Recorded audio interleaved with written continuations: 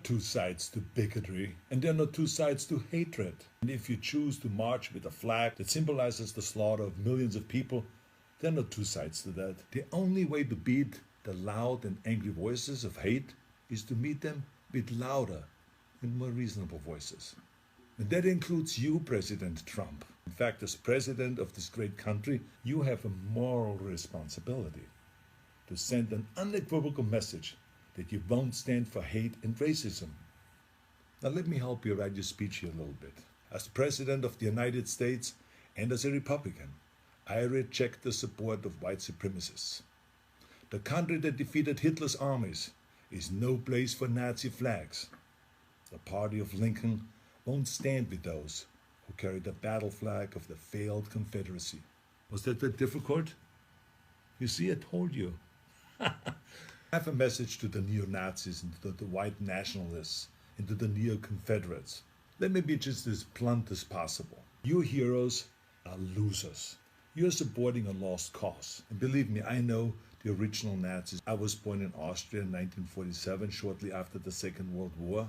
And growing up, I was surrounded by broken men who came home from the war filled with shrapnels and guilt, men who were misled into a losing ideology.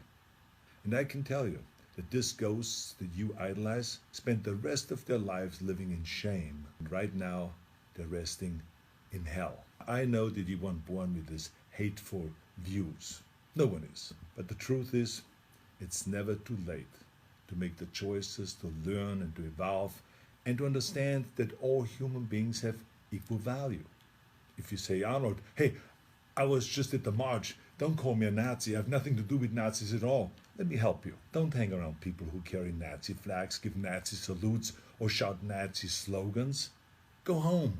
Or better yet, tell them that they're wrong to celebrate an ideology that murdered millions of people.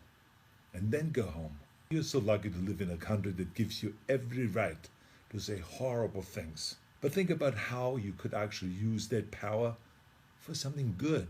Those of you who have been silent, you must also evolve. I have learned a long time ago that the only way we can really eliminate hatred is to face it head on. This is not always comfortable, of course, but stereotypes about racism, religion, gender, anything else, they're like cancer. If you had a tumor, you wouldn't quietly hope that it slowly disappears. You would sap the shit out of it with all the chemotherapy and cut it out and try every experimental treatment until it was gone. But this is no different. I mean, this is a difficult time for our country, of course. But I know that if we all have the courage to do something about it and to do the right thing, we come out stronger in the end.